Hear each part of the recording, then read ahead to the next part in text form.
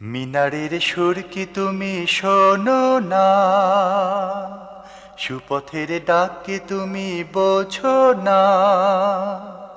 মিনারের সুর কি তুমি শোনো না। আসসালামু আলাইকুম রহমতুল্লাহি ওয়াবারাকাতুহু।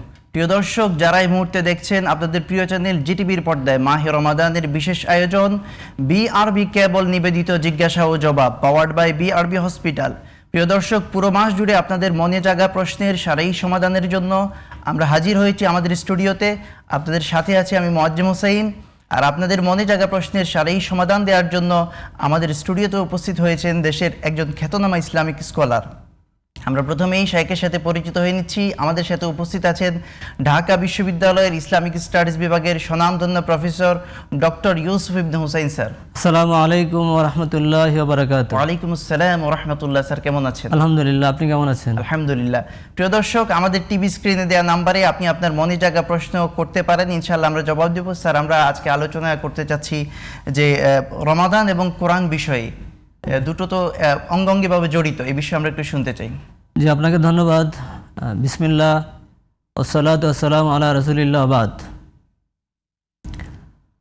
আমি জিটিভির পর্দায় যারা এই অনুষ্ঠান দেখছেন তাদের সবাইকে রমাদান মোবারকের শুভেচ্ছা জানাচ্ছি, কাছের দূরের দেশে বিদেশের সবাইকে। আল্লাহ সুবহানাহু ওয়া তাআলা পবিত্র কোরআনের সূরা বাকারায় 185 নম্বর আয়াতে বলেছেন যে আউযু বিল্লাহি মিনাশ শাইতানির রাজিম, বিসমিল্লাহির রহমানির রহিম, শাহরু রমাদান আল্লাযী উনজিলা ফীহিল কুরআন হুদাল লিন-নাস ওয়া বায়িনাতিম মিনাল হুদা ওয়াল ফুরকান। সাদাকাল্লাহুল আযীম। আল্লাহ সুবহানাহু ওয়া তাআলা বলেছেন যে রমাদান হলো কোরআনের মাস। রমজানকে বলা হয় কোরআনের মাস, এবং আল্লাহ নিজেই বলছেন এটা সূরা বাকারায়। এবং তিনি বলেছেন যে এই কোরআনের পরিচয় তিনি দিচ্ছেন যে হুদাল লিন-নাস, এটা হলো মানবতার জন্য হেদায়েত, গাইডলাইন। এবং তিনি বলছেন যে ওবাইনাতিম মিনাল হুদা, এবং এটা হলো হেদায়েতের সুস্পষ্ট নিদর্শন, স্পষ্ট হেদায়েত এখানে রয়েছে। এবং লাস্টে বলছেন যে অল ফুরকান, এবার এটা হলো সত্য এবং মিথ্যার পার্থক্যকারী। সত্য মিথ্যার পার্থক্যকারী, সুস্পষ্ট হেদায়েত এবং মানবতার হেদায়েত, এই কোরআনের পরিচয় এটি। এবং আল্লাহ সুবহানাহু ওয়া তাআলা এই মাসে এটি নাজিল করেছেন। তো কোরআনের সাথে রমাদানের সম্পর্ক হলো, আমি সাধারণত বলে থাকি যে বিয়ের অনুষ্ঠানে বর কনের মতো। বিয়ের অনুষ্ঠানে সবাই আমরা দাওয়াতি মেহমান থাকি, আত্মীয় স্বজন, পাড়া প্রতিবেশী, বন্ধুবান্ধব সবাই আসে, কিন্তু সেখানে মূল হলো কোরআন, মূল হলো বর এবং কনে। তো আমাদের এই রমাদানের আমরা সাহারি খাই, ইফতার করি, রোজা রাখি, তেলাওয়াত করি, জিকির করি, দান খয়রাত করি, সকল ইবাদতের মূল হলো, কেন্দ্রবিন্দু হলো কোরআন। কোরআন আল্লাহ সুবহানাহু, এটা হলো সেন্টার। সুতরাং কোরআন ছাড়া যদি আমরা এগুলা পালন করি শুধু আনুষ্ঠানিকতা হবে। যেমন বিয়ের অনুষ্ঠানে বর কনে না থাকলে বিয়ে যেমন হবে না, সেটা একবার পাংচার হয়ে যাবে। ঠিক এই রমাদানের মধ্যে যদি কোরআন চর্চা না থাকে, কোরআন যারা পড়তে পারে না তারা কোরআন পড়বো, যারা পড়তে পারি তারা অর্থ বুঝবো, যারা অর্থ বুঝি তারা বাস্তবায়ন করবো, নিজের জীবনে সমাজে বাস্তবায়নের চেষ্টা করব, কোরআনের সমাজ গড়ার চেষ্টা করব। এই কোরআন হলো আমাদের সকল কিছুর মূল, এবং কোরআন হলো ইসলামের পাওয়ার হাউস। এই সাবকন্টিনেন্টে আমরা দেখতে পাচ্ছি যে অসংখ্যবার এখানে আমাদের বড় বড় কোরআনের ধারক বাহকরা ব্রিটিশদের বিরুদ্ধে আন্দোলন করেছেন। জি স্যার, আমরা একটা কল আসছে, আমরা একটা দর্শকের কল নিচ্ছি। জি, আসসালামু আলাইকুম রহমতুল্লাহ। জি দর্শক, নাম বলে প্রশ্ন করুন। ওয়ালাইকুম আসসালাম ওয়া রাহমাতুল্লাহ। আমি ঢাকা থেকে বলছি। আমার প্রশ্ন হচ্ছে, আমাদের সমাজে বহু বিবাহ নিয়ে বা একাধিক বিবাহ নিয়ে মিশ্র প্রতিক্রিয়া রয়েছে। জি, কিন্তু ইসলাম এ সম্পর্কে কি বলে? কোরআনে তো বলা আছে চার বিবাহের ব্যাপারে, এক বিবাহ, দুই বিবাহ, তিন বিবাহ, চার বিবাহ। তো ইসলাম এ সম্পর্কে কি বলে? আমরা ধন্যবাদ দর্শক, আমরা আমাদের শাইখ থেকে আমাদের জবাব নিচ্ছি। স্যার, বহু বিবাহ নিয়ে ইসলামের বক্তব্য কি? আপনাকে ধন্যবাদ, এবং যিনি কোশ্চেন করেছেন তাকে ধন্যবাদ জানাচ্ছি। বহু বিবাহ আসলে ইসলামের পূর্বের যুগেও ছিল। রাসূলুল্লাহ সাল্লাল্লাহু আলাইহি ওয়াসাল্লামের সাহাবা কেরাম, গাইলান আস-সাকাফি, তিনি ইসলাম গ্রহণ করেছেন, তার অধীনে 8জন স্ত্রী ছিল। তিনি আসলামা ও আসলামনা মাহু, তিনি ইসলাম গ্রহণ করেছেন এবং তার সাথে স্ত্রীগণ ইসলাম গ্রহণ করেছেন। তখন রাসূলুল্লাহ সাল্লাম তাকে বললেন যে তুমি ইখতার মিনহুন্না আরবান, এই 8জন থেকে তুমি 4জন বাছাই করো, ও ফারিকুল উখরা, এবং বাকিদেরকে তুমি আলাদা করে দাও। তাহলে সর্বোচ্চ 4জন রাখা যাবে। এটা সূরা নিসার একেবারে শুরুতেই 2 নম্বর বা 3 নম্বর আয়াতে, মিনান নিসা মাসনা ওয়া সুলাসা ওয়া রুবা। এখন এটি কোশ্চেন হলো সর্বোচ্চ একসাথে 4জন বিয়ে করা যাবে। এখন বহু বিবাহ, যেটা আল্লাহ সুবহানাহু ওয়া তাআলা ওই আয়াতের মধ্যেই বলেছেন যে ফাইন খিফতুম আল্লা তাআদিলু ফাওয়াহিদাতান, তাই তোমরা যদি মনে করো যে 2জন বিয়ে করলে বা 3জন বিয়ে করলে তাদের মধ্যে ইনসাফ করতে পারবে না, ইনসাফ করার শর্তে আল্লাহ তাআলা 2, 3 বা 4 নারীকে সর্বোচ্চ বিয়ে চার। করার বিয়ে করার অনুমতি দিয়েছেন। কিন্তু যদি ইনসাফ করার আশঙ্কা থাকে তাহলে একজন, আল্লাহ বলছেন ফাওয়াহিদাতান। সুতরাং কারো যদি, আমাদের এখানে অনেকগুলো ব্যাপার আছে, আমরা সবাই জানি বিষয়গুলো, যদিও এখানে লাইভ আমরা অনেক কিছু বলতে পারছি না, যে পুরুষদের শারীরিক যোগ্যতা, সক্ষমতা ইত্যাদির কারণে অনেক সময় একাধিক নারীর দরকার হয়। সেক্ষেত্রে যাতে করে মানুষ অবৈধ কোনো কাজে লিপ্ত না, এই জন্য আল্লাহ তাআলা সুযোগটি রেখেছেন। অথবা একজন বিয়ে করছে, তার স্ত্রীর বাচ্চা হচ্ছে না, সেক্ষেত্রে তার দেখা যাচ্ছে যে তার বাচ্চার খুব আগ্রহ, সে অনেক দিন ধরে তার সাথে আছে, 10-12 বছর 20 বছর তার বাচ্চা হচ্ছে না এবং সমস্যা তারও নেই। তো এই ধরনের ক্ষেত্রে যেখানে আল্লাহ সুবহানাহু ওয়া তাআলা তিনি যেহেতু আমাদেরকে সৃষ্টি করেছেন, আমাদের কোনটা ভালো কোনটা ভালো না, মঙ্গল কোনটা অমঙ্গল আল্লাহ তাআলা বোঝেন। আল্লাহ তাআলা এই উম্মাকে, মুমিনদেরকে, মুসলিমদেরকে পাপ থেকে, জেনার মতো পাপ থেকে, ব্যভিচার থেকে দূরে রাখতে চান, এই জন্য তিনি এই ব্যবস্থা দিয়েছেন। আজকে আমাদের সমাজে এটাকে নিরুৎসাহিত করা হয় এবং এটাকে অপরাধ হিসেবে দেখা হয়। তো অনেকেই অপরাধ হিসেবে দেখার কারণে, সামাজিক ভয়ের কারণে বিয়ে একটাই করে, কিন্তু সে অবৈধ রিলেশন করে। তো অবৈধ রিলেশন, হ্যাঁ, কারণ তার সেই একজন স্ত্রী বা তার অন্য অন্য শারীরিক সক্ষমতার কারণে তার সমাজ তাকে অ্যালাউ করছে না, কিন্তু তার দরকার, তখন সে বিভিন্ন জায়গায় যায়। এই জন্য আল্লাহ সুবহানাহু ওয়া তাআলা এই সকল ক্ষেত্রে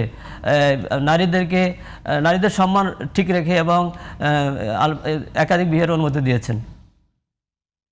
জি স্যার, ধন্যবাদ। জি প্রিয় দর্শক, আপনার নাম বলে প্রশ্ন করুন। হ্যালো দর্শক, আপনার নাম বলে প্রশ্ন করুন। আসসালামু আলাইকুম হুজুর। ওয়ালাইকুম আসসালাম ওয়া রাহমাতুল্লাহি ওয়া বারাকাতুহু। মাসুম কুমিল্লা ধর্মপুর থেকে দুটি জি, জি, প্রশ্ন। জি। জি হুজুর, প্রথম প্রশ্নটি হলো যে রোজা ভঙ্গের কারণগুলি কি কি? জি আর দ্বিতীয় প্রশ্নটি কোরআন থেকে, জি। পবিত্র কোরআন থেকে দ্বিতীয় প্রশ্ন, সূরা আল কামার আয়াত 1-2। সূরা সূরা আল কামার আল কামার আয়াত 1-2, জি অধ্যায় 54। চন্দ্র দ্বিখণ্ডিত হয়ে গেল, চাঁদ 2 ভাগ হয়ে গেল। কাফের মুশরিকরা বলল এটা একটা চলমান জাদু। চাঁদ 2 ভাগ হয়ে গেল, কাফের মুশরিকরা বলল এটা একটা চলমান জাদু। সকল কামার, এর মানে কি? কোরআন কি বলতেছে? আচ্ছা, মানে চন্দ্র যে দ্বিখণ্ডিত হলো, দুভাগ হয়ে গেলে, এই বিষয়ে আপনি জানতে চাচ্ছেন, তাই না দর্শক? জি জি, সূরা আল জি কামার। জি, জাযাকাল্লাহ খাইরান। আমরা আমাদের শাইখ থেকে শুনতে চাচ্ছি। স্যার, যেটা বললেন যে আমাদের দর্শকের প্রথম প্রশ্ন, যে রোজা ভঙ্গের কারণ।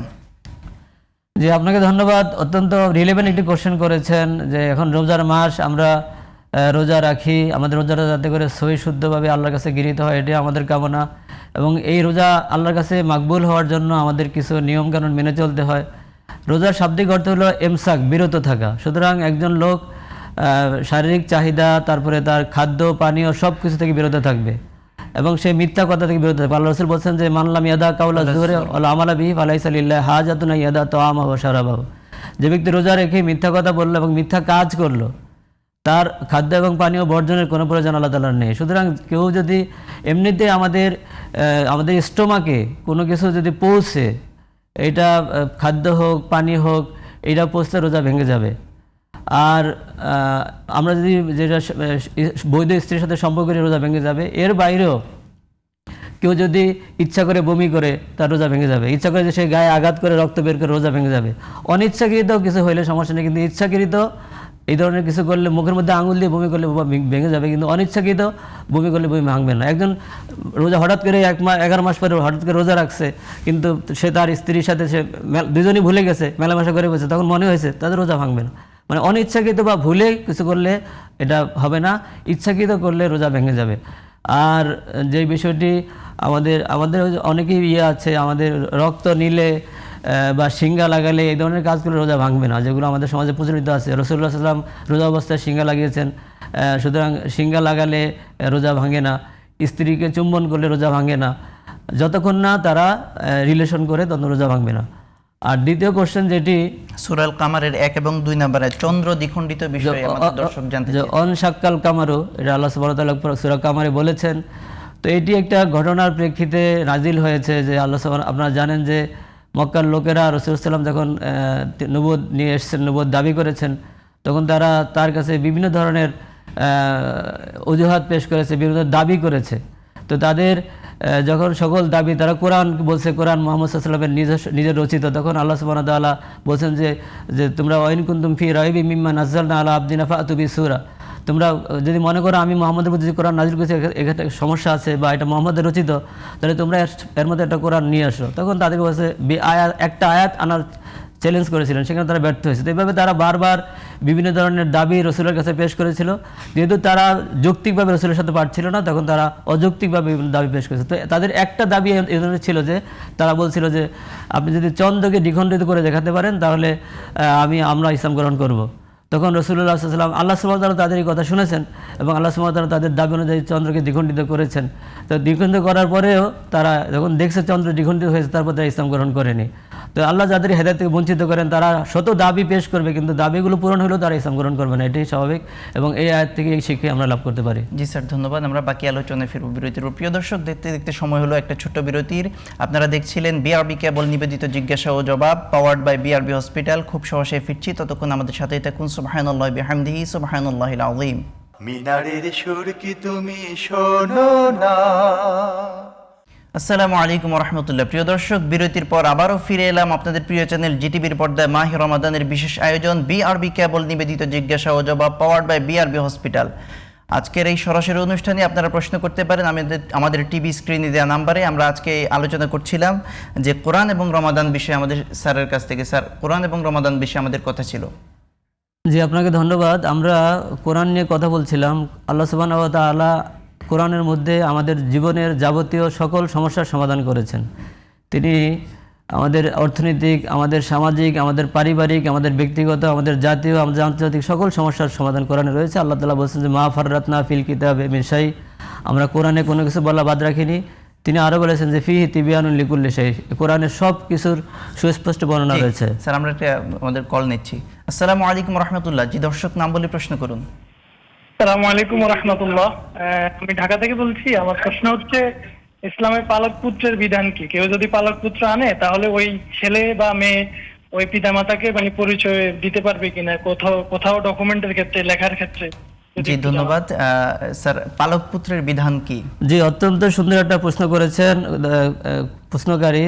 আমাদের সমাজে অনেকের সন্তান না হলে সে সন্তান পালন করে। তো রাসূলুল্লাহ সাল্লাল্লাহু আলাইহি ওয়াসাল্লামও একজন সন্তান পালন করেছিলেন, যায়েদ ইবনে হারিসা রাদিয়াল্লাহু তাআলা আনহু।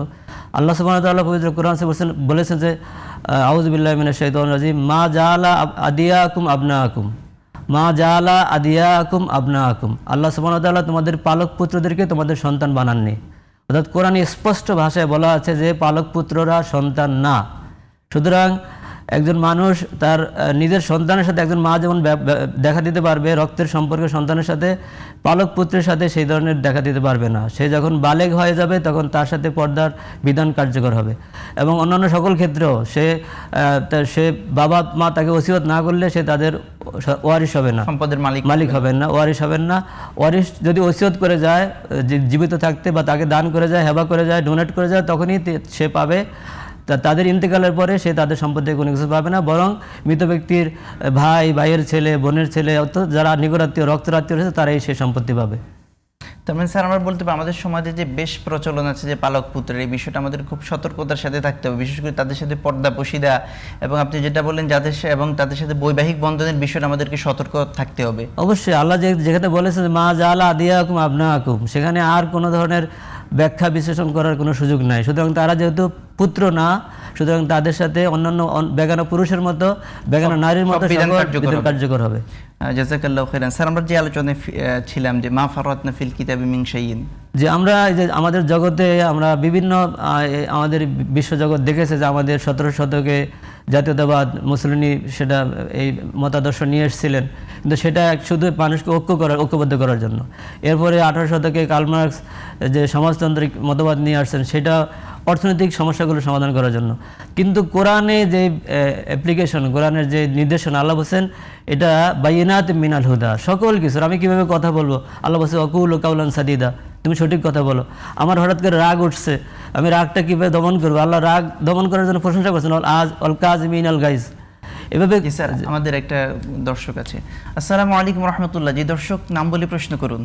আসসালামু আলাইকুম রাহমাতুল্লাহ। আমি পটুয়াখালী থেকে বলছি। ইসলামে কাদেরকে বিবাহ করা হারাম, এবং দুধ মাতার ব্যাপারে ইসলামের বিধান কি? কেউ যদি কারো দুধ পান করে তাহলে কি ওই মায়ের সাথে কি সে দেখা দিতে পারবে কিনা, তার জন্য হারাম হবে কিনা? এই জন্য জি দর্শক, জাযাকাল্লাহু খাইরান। স্যার, ইসলামে কাদের বিবাহ করা হারাম? জি, আল্লাহ সুবহানাহু ওয়া তাআলা সূরা নিসায় বলেছেন যে হুরিমাত আলাইকুম উম্মাহাতুকুম ওয়া বানাতুকুম, এভাবে 14 জন নারীর কথা সেখানে বলা হয়েছে। তোমাদের মায়েদেরকে, মা, বোন, মা বলতে মা, মায়ের মা, তার মা যত উপরে যায়, বোন, আপন কন্যা, বৈপাত্রীয় বোন, বৈমাত্রীয় বোন, আপন কন্যা, কন্যার কন্যা, ছেলের কন্যা, এই ধরনের সবাইকে বিয়ে করা হারাম। এবং আপন ফুফুকে বিয়ে করা হারাম, ফুফুর ফুফুকে বিয়ে করা হারাম, তারপরে আপন খালাকে বিয়ে করা হারাম। এই ধরনের 7 জন আছে রক্ত সম্পর্কের কারণে, আবার বৈবাহিক সম্পর্কের কারণে আছে 7 জন, অর্থাৎ নিজের ওয়াইফের মা, নিজের ওয়াইফের আগের ঘরের কন্যা, আগের পুরুষের সাথে কোনো কন্যা যদি সেই ওয়াইফের সাথে তার শারীরিক সম্পর্ক হয়ে থাকে, না হলে সেটা হারাম হবে না। তারপরে ওয়াইফের মায়ের মা, এভাবে ছেলের বউ, এই ধরনের 7 জনকে হারাম করা হয়েছে। আরেকটা কোশ্চেন ছিল যে স্যার, দুধ মাতার বিধান। জি, দুধ মা তো আপন মায়ের মতোই। যে মহিলার আমি দুধ খেয়েছি বা আমাকে দুধ পান করিয়েছেন, সে আমার আপন মায়ের মতো। রাসূলুল্লাহ সাল্লাল্লাহু আলাইহি ওয়াসাল্লাম হযরত হালিমা সাদিয়া রাদিয়াল্লাহু তাআলার দুধ পান করেছিলেন। শুধু দুধ মা রক্ত সম্পর্কের মায়ের মধ্যে, রক্ত সম্পর্কের মা যেমন শ্রদ্ধা, ভালোবাসা পাওয়ার অধিকার রাখে, দুধ মা সেদিন অধিকার রাখে। আলোচনা ফিরছে একটা কল নিয়ে। আসসালামু আলাইকুম রাহমাতুল্লাহ। জি দর্শক, আপনার নাম বলে প্রশ্ন করুন। আমার নাম হচ্ছে আব্দুল আহাদ। আমার প্রশ্ন হচ্ছে গিয়ে, আমরা যে বিয়ের পরে হচ্ছে গিয়ে 3 থেকে 4 বছর পরে অনেকে আমরা বাচ্চা নেই, ইসলামের ক্ষেত্রে কি বলে? বিয়ের অনুষ্ঠান না, বিয়ের অনুষ্ঠান না। আমার প্রশ্ন হচ্ছে যে আমরা বিয়ে করার পর 3 থেকে 4 বছর পরে বাচ্চা নেই, এক্ষেত্রে ইসলাম কি বলে? আচ্ছা, ঠিক আছে, ধন্যবাদ স্যার। আমরা যে আলোচনায় ছিলাম যে দুধ মাতার বিধানটা একটু শর্টলি, তারপর আমাদের নতুন দর্শকের প্রশ্ন যে বিয়ের 3-4 বছর পর অনেকে বাচ্চা নেয়। দুধ মাতার কথা তো বলেছি আমি, যে দুধ মা আপন মায়ের মতোই, সে সব ধরনের অধিকার পাবে, তার সাথে দেখা করা যাবে। এবং দুধ মার আপন বোন যেমন হারাম, দুধ মায়ের মেয়েও তার ব্যক্তির জন্য হারাম হবে। আপন মায়ের মা যেমন, নানু যেমন বিয়ে করা হারাম, দুধ মায়ের মাকেও বিয়ে করা হারাম। আপন মায়ের বোন যেমন বিয়ে করা হারাম, দুধ মায়ের বোনকেও বিয়ে করা হারাম। অর্থাৎ রক্ত সম্পর্কে রাসূল বলছে যে তাহরুমু মিনার রেদাতে মা তাহরুমু মিনান নাসাবে, রক্ত সম্পর্কের কারণে যা যা হারাম হয়, দুধ পান করার কারণে তাতেই হারাম হবে। সুতরাং আমরা আমাদের দর্শকের একটা প্রশ্ন ছিল যে আমাদের অনেকেই বিয়ে করার পর অনেক বাচ্চা নেওয়ার ক্ষেত্রে অনেক লেট করে, 2 বছর 3 বছর, এই বিষয়ে আমাদের দর্শক জানতে চেয়েছেন। জি, এটা ইসলামের এর কোনো ভিত্তি নাই, এটা আমরা আমাদের মন গড়া একটা আমরা করে নিয়েছি। আমরা বিয়ে করার পরে সাধারণত সাথে সাথেই বাচ্চা নেই না, ও একটু এনজয় করার জন্য বা একটু ঘোরাফেরা করার জন্য, একটু কিছুদিন একসাথে থাকা ইত্যাদি করার জন্য আমরা বাচ্চা নেই না। বাচ্চা হলে একটা লায়াবিলিটি চলে আসে। তো ইসলামে এই ধরনের কোনো বিধান নাই। এটা যে ব্যক্তি তার এই বিয়ে করার পরপরই তার ভ্রূণগুলো নষ্ট করে, এর জন্য সে গুনাহগার হবে। ভ্রূণ নষ্ট করার বা হত্যা করার কোনো অধিকার তার নেই। সুতরাং কেউ যদি পলিসি করে এগুলা করে, সে অপরাধ করে, এই জন্য আল্লাহর কাছে তাকে জবাবদিহি করতে হবে। আর সন্তান নেই আমরা 3 বছর পরে, এই কথা ঠিক না, কারণ আমরা সন্তান নেওয়ার কেউ না। আল্লাহ বলছেন আল্লাহ যাকে চান, হয়তো 3 বছর পর আমি নিবে বলছি, কিন্তু আমার আর হচ্ছে না, বা অনেকে 12 বছর 20 বছর ধরে হচ্ছে না। তো আল্লাহ বলছে যাকে চান তিনি ছেলে দেন, যাকে চান তাকে মেয়ে দেন, যাকে চান তাকে উভয়টা দেন, আর যাকে চান তাকে বন্ধা রাখেন। সুতরাং আমরা সন্তান নেই না নেই এগুলো আমাদের ইখতিয়ারের মধ্যে না, এটা একমাত্র আল্লাহ তাআলার হাতে। আল্লাহ তাআলাই দেন। দয়া করে আমাদেরকে কাউকে ছেলে দেন, কাউকে মেয়ে দেন, কাউকে উভয়টা দেন, এটা আল্লাহ তাআলার দয়া। আসসালামু আলাইকুম রাহমাতুল্লাহ। জি দর্শক, আপনার পরিচয় দিয়ে প্রশ্ন করুন। টেলিভিশনের ভলিউমটা একটু কমিয়ে দিন।